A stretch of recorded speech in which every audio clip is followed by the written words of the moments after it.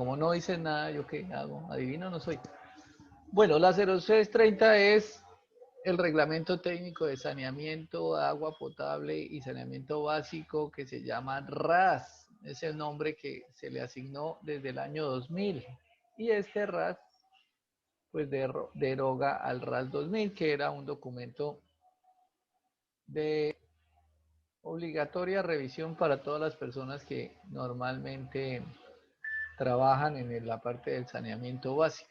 Entonces, pues hay dos cosas. Este RAS 2000 no es que ya haya dejado de funcionar, pues ya como norma sí ya no aplica, pero el RAS 2000 pues era, los que lo conocieron, tenía como unos 7 títulos, eran como 7 libros. Y en cada libro pues se hablaba sobre un tema específico. Mucha de la información de ahí que estaba ahí todavía sirve en algunos conceptos de diseño desde que no esté acá o desde que no se haga claridad en esta resolución. Si no se hace claridad en esta resolución, uno puede usar la información de allá. Si acá es claro, eso de allá no sirve. Entonces, por ejemplo, allá hablan de nivel de complejidad y otro poco de cosas, eso ya no sirve porque eso ya quedó, digamos, fue sustituido por esta norma desde el año 2010. Ingeniero, se le escucha entrecortado. Voy a apagar la cámara entonces a ver si mejora un poquito la comunicación. Entonces, como les decía, desde el año 2017 salió el nuevo RAS, que es el que reemplaza principalmente en lo que tiene que ver con la forma como se diseñan estos sistemas de saneamiento y de agua potable. Y pues este da algunas recomendaciones. Bueno, no son recomendaciones porque esto es una norma que es de estricto cumplimiento. Aquí al comienzo que vamos a encontrar, pues algunos aspectos generales, pero pues realmente aquí van a tener ustedes todo el tiempo que quieran para revisar todo eso. Pues esto realmente tiene que ver con la ley 142. La ley 142 es la ley que establece o que crea las empresas de servicios públicos. Entonces, pues todo tiene que ver con la prestación del servicio. Con esta norma lo que se pretende es garantizar la prestación del servicio y otras cosas ahí. Y nunca esta norma va a reemplazar las normas de las empresas públicas o de las empresas de servicios públicos, perdón. Porque hay unas empresas que establecen unas normas más estrictas que la resolución. Por ejemplo, EPM ya tiene unas normas sobre los diseños de acueducto, de alcantarillado, de sus plantas que son más restrictivas que estas o son más específicas. Entonces, pues eso obliga a que pues, la empresa o la persona que va a hacer el diseño debe cumplir con la norma de la empresa. O eso sí, hay que tener claridad que nunca las normas internas de las empresas deben ser menos restrictivas que esta resolución. Si ese es el caso, la empresa debe modificar su reglamento para que sea igual o mejor, es decir, con mayor grado de dificultad o de especificidad que el reglamento. Aquí hay un capítulo 1 que habla más que todo es de los proyectos, o sea, de la fase de elaboración de proyectos antes de que de que se construyan los acueductos y da unos lineamientos. Nosotros no vamos a profundizar en este tema, pero lo que sí quiero que tengan claro es que este es un procedimiento que deben seguir todas las empresas cuando están construyendo sistemas de acueducto, alcantarillado, agua potable o saneamiento o aseo. Y hay situaciones que pasa mucho, que las empresas mandan a construir eso y no funcionan, o hace falta presupuesto o algo pasa. Eso es porque hay mala planeación. Entonces, este decreto lo que quiso fue, pues, articular bien las cosas para que cuando la gente presente los proyectos, pues, cumpla con lo mínimo para que no tenga problemas al momento de construirse.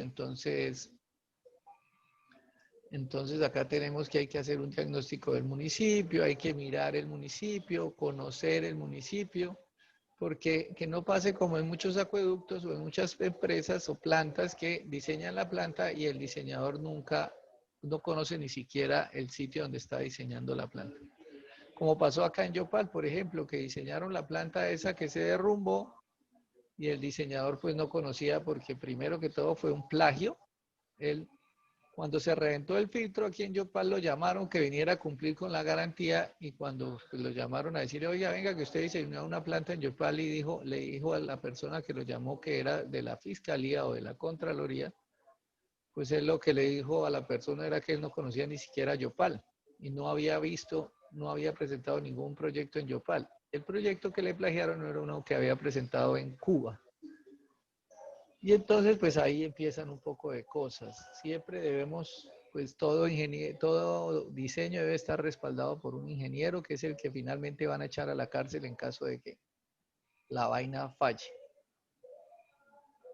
Bueno, aquí hay un diagnóstico de lo que existe antes. También es otra situación que pasa mucho. Hace unos años llegué a trabajar a Villanueva, a la planta de aguas residuales, y un mago de otro país, de otro planeta, llegó y dijo, no, no, no, esta planta no sirve, hay que demolerla y construir una nueva. Yo les dije, bueno, muchas gracias y hasta luego, porque yo para eso no me voy a prestar. Antes de entrar a decidir que una planta no sirve, hay que hacerle un diagnóstico, mirar qué es lo que no sirve, porque es que como acá en Casanar estábamos acostumbrados a que algo no nos gustaba, pues tumbémoslo y construyamos otro más grande y nuevo, eso ya no funciona, eso no está permitido porque eso se llama un peculado o un detrimento patrimonial. Si usted demuele algo, si lo demuele es porque ya hizo un estudio y dice que no sirve para nada. Y si ya lo demuele, es porque han pasado los 25 años que debió haber estado funcionando y ya la inversión se recuperó. Si no pasa ninguna de estas dos, pues eso es un peculado, eso es un detrimento patrimonial porque usted está tumbando algo que todavía podía servir. Entonces hay que estar pendientes de eso. Todo esto son los estudios que hay que hacer para diseñar un sistema nuevo, un sistema de acueducto. Estos son los proyectos que hay que, la forma como se hace el proyecto, hay que hacer un estudio de suelos. Pasa mucho con respecto a estos estudios de suelos que la gente y esta disponibilidad. Aquí sí quiero hablar dos temas importantes. Uno que es la disponibilidad del agua. Sucedió mucho que la gente construía los acueductos y no había el agua. Después de hacer unas inversiones de miles de millones de pesos, se iban a dar cuenta y no había agua en verano. O sea, hacían las construcciones y cuando llegaba el verano, la quebrada o el caño se secaba. Entonces, es importante que hay que revisar ese tema. Y pues el único que sabe, por ejemplo, cuando está uno haciendo acueductos nuevos, el único que sabe si eso se seca o no, pues es la gente de la comunidad donde se está haciendo el proyecto. Y hay que preguntarles. Y ahora hay un documento que se llama la autorización sanitaria, que es un documento que expide la Secretaría de Salud y certifica que hay ahí la disponibilidad del agua y hay la calidad del agua, porque muchas veces encontrábamos que está el agua, pero no cumple con las calidades para poderlas potabilizar, y eso es lo que vamos, o lo que vimos en el IRCA, sí. Si el agua yo no la puedo tratar porque, porque tiene unos elementos, entonces, ¿qué hago? Pues no puedo escoger esa fuente de agua. Ah, no, eso está más abajo acá en esta resolución. Bueno, entonces, primero que todo hay que escoger y además que haya un caudal ecológico, que yo no puedo decir coger toda el agua y llevármela para el acueducto de la gente. Obviamente, el bien general prima sobre el bien particular, pero no ve que el ambiente es un derecho que también tenemos todos, que es un ambiente sano. Y si yo cojo una quebrada y me la llevo toda para darle agua a unas personas, estoy dañando el ambiente, estoy cambiando las condiciones, entonces ahí el derecho fundamental está sobre primero el medio ambiente y hay que dejar siempre un caudal ecológico. Entonces, revisar ese tema. En cuanto a los estudios de suelos es fundamental. Hemos tenido casos donde en acueductos, donde el acueducto pasa por una laja, por una roca, y ahí no se puede excavar, entonces la tubería debe estar superficial. Eso es posible, pero cuando se está haciendo el diseño debe quedar contemplada esa situación y uno revisa. Si el material no se puede hacer la excavación, pues lo que debe hacer es hacer un recubrimiento o poner un material especial para que soporte el hecho de que de que la tubería no va a quedar enterrada. Es más, las tuberías enterradas también tienen unos elementos de protección, una arena, un relleno en concreto, bueno, lo que sea para protegerlas, porque la tubería normalmente, por más que dure 100 años, dicen que los plásticos duran 100 años, pero son 100 años lo que dura es para descomponerse, pero una tubería enterrada 30 o 40 años en el agua ya se va cristalizando y se va rompiendo, entonces eso también hay que tener en cuenta. Los estudios de suelo son importantes por lo que les digo, establecer cuáles son los requerimientos de protección que requieran las tuberías o la planta. Que no pase lo que pasó en Yopal, que fueron construyendo una planta tras otra alrededor y nunca verificaron que el suelo fuera capacitado para recibir ese peso. Entonces, claro, en Yopal construyeron la primera planta en el año 93, tenía una capacidad de 140, 130 litros.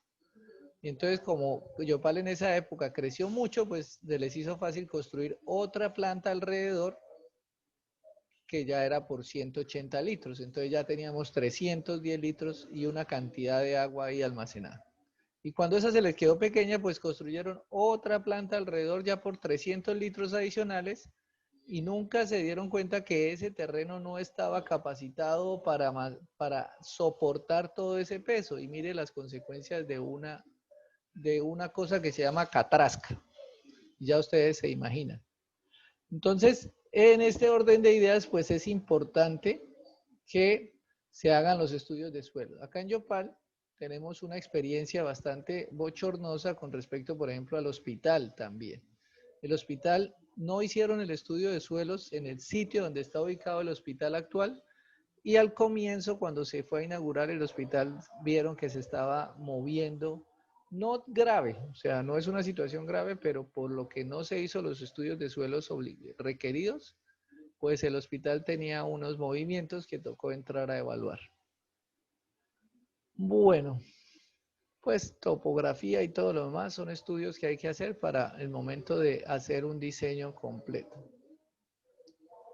Las interventorías, ojo que hay que contratar interventorías, pero no que sean del mismo contratista, que es lo que hacen en la actualidad. Contratan una obra y el contratista es el que pone la interventoría. Pues ¿con qué criterio la interventoría va a obligar al contratista a que cumpla? Si son de los mismos, que se tapan con la misma cobija y están con el mismo CBY y todo lo demás. Entonces eh, hay unos requisitos, unas obligaciones. Y también mire que la idoneidad en quien planea el proyecto, pues le piden una experiencia en proyectos semejantes, porque pues no creo que porque una persona recién egresada no pueda hacerlo. Algún egresado no tiene la experiencia para poder tomar decisiones algunas veces y más que todo es porque el que van a echar a la cárcel da pena como echar un recién egresado a la cárcel por una embarrada de esas. Entonces ya uno más viejo no comete esos errores. Diseño. Entonces ya aquí están los elementos de diseño. Hay que hacer diseño hidráulico, estructural, geotécnico, todo lo demás. Nosotros en el curso, en este curso y en el otro curso que se llama tratamiento y potabilización de agua, solo vamos a hacer el diseño hidráulico. ¿Por qué solo hacemos diseño hidráulico? Porque nosotros estamos aprendiendo es la hidráulica de esto. Pues el levantamiento topográfico la hace un topógrafo, la geotécnica la hace un geotecnista o los estudios los hacen en un laboratorio. El diseño geotécnico, estructural y todo lo demás, pues lo diseñan personas que estén capacitadas para eso. Entonces el estructural es un ingeniero civil que tenga especialización en estructuras o el diseño geotécnico es un civil con especialización en geotécnica. No quiere decir nuevamente que el que esté recién egresado no lo sepa, pero es que siempre, nuevamente, todo esto, como son inversiones grandes, lo mejor es que lo haga una persona que tenga mucha experiencia para que el día que las cosas fallen tenga cómo soportar. Porque el problema no es cuando las cosas funcionan. Cuando funcionan las cosas, pues todos felices, todos contentos, partan la marrana y tome cada uno. El problema es cuando las cosas no funcionan, como pasó con el puente Chirajara. El puente Chirajara cuando estaban construyéndolo o cuando se cayó y mató a 2 o a 3 o a los que haya matado, ya no me acuerdo en este momento, el contratista se lavó las manos diciendo que él había construido lo que él le habían entregado en planos. El interventor se lavó las manos diciendo que él había verificado que el contratista cumpliera con lo que estaba en los planos. Y entonces al final la culpa siempre es del más pendejo, que fue el que no se podía defender, que era el diseñador. Sin embargo, ojo con eso, dijo el Invías, no señores, ustedes no tienen parte de la culpa porque la obligación del interventor y la obligación del contratista es que antes de iniciar las obras debe hacer una revisión de los planos y si encuentra cosas que no le convencen, debe hacer solicitar las aclaraciones y hacer las correcciones del caso. Entonces, en ese sentido, pues todos tenemos responsabilidad. Entonces, hay que tener mucho cuidado con eso. Nosotros solo, recuerden, vamos a hacer el diseño hidráulico, que eso es más que suficiente porque entender el diseño hidráulico o entender el funcionamiento hidráulico de la planta es más complejo aún que todo eso, sin demeritar todo lo demás, pero es que el estructural no puede diseñar si no hay un diseño hidráulico. El geotécnico no puede decir si el terreno aguanta, pues si no hay un diseño hidráulico que le va a decir de qué tamaño son los tanques y todo lo demás. Y el único que va a interpretar el levantamiento topográfico es el diseño hidráulico o todo lo demás. Entonces el hidráulico realmente es uno de los factores más importantes, pero no quiere decir que sea el único. Bueno, aquí hay una explicación de todo eso, vamos a pasarnos por eso. Normalmente presentan alternativas, pero eso casi nunca hay alternativas porque difícilmente uno hace un diseño para una planta, pues mucho menos va a ser el de dos para que alguien escoja. Entonces, ese diseño de alternativas a veces no se cumple como dice ahí. Bueno. Aquí también le dicen que los profesionales que deben estar eso. Bueno, y la construcción, pues obviamente eso sí ya es tema de ingenieros civiles, que cumplan con todas las especificaciones y pues que se lleve a buen término la obra y no pase lo que ha pasado en Yopal, creo que ya dos veces se rompió un tanque y a la otra vez, la siguiente fue que se incendió. Entonces, bueno, la operación y el mantenimiento, pues normalmente cuando hay una situación que pasa mucho que cuando construye, uno es el que diseña, otro es el que construye y otro el que opera. Y eso es un problema porque el que diseña tiene su diseño en la cabeza, trata de implementarlo en unos planos, pero a veces no es lo suficientemente claro con los planos. El que construye trata de expresar en la realidad lo que está en los planos, pero si los planos no son claros, pues no puede hacerlo. Y además, pues trata de que no quebrarse, porque es que ese es el problema a veces de los contratistas, que como tienen tanta vacuna y tanta pendejada, pues a veces alcanza la plata para hacer la obra. Muy pocas veces, pero a veces alcanza la plata. Entonces, pues el contratista va a mirar siempre cómo terminar la obra y salir limpio de una obra, de cualquier obra. Pero eso es rara, eso es muy difícil. Y lo último, pues la operación y el mantenimiento lo hace pues la empresa de servicios públicos. ¿Y qué he encontrado, qué he observado con respecto a eso? Pues primero, que el contratista con el fin de terminar la obra con la plata que tiene, pues a veces reduce costos. Puede que no reduzca costos en los concretos ni cosas de esas, pero sí reduce costos en cosas muy importantes como son los equipos. Los equipos, hay una situación, de pronto lo mencioné más adelante. Un equipo que se utiliza para una planta de tratamiento no es el mismo equipo que se utiliza para usted la bomba que trabaja en su casa. Porque la bomba que usted tiene en su casa para bombearle o para sacar el agua del tanque subterráneo hasta su tanque elevado la pone a funcionar 10 minutos, 15 minutos. En una planta de tratamiento todos los sistemas deben funcionar 24 horas al día, los 365 días al año. Y no paran por nada en el mundo. Es más, una parada se puede decir que es un problema. Entonces, esos sistemas eléctricos de bombeo y todo lo demás deben estar acordes con estas condiciones y a veces el contratista o el constructor no lo sabe. Y entonces a la hora de la operación pues empiezan a fallar las cosas Y pues es un problema porque el de la operación pues le echa la culpa al contratista y el contratista le echa la culpa al diseñador y entre todos se pasan la pelota y nadie soluciona. Al final el único que termina pagando pues somos nosotros, como dijo Camilo, pagando nosotros con impuestos lo que se han tragado otros, porque esos que se lo roban, eso no fue que la plata, ay no, que mire que pobrecito la gente, que es que hay que sacar más plata, pues fue que se robaron la plata. Entonces, ¿cuál es la solución para eso? Pues la solución es un invento que tienen.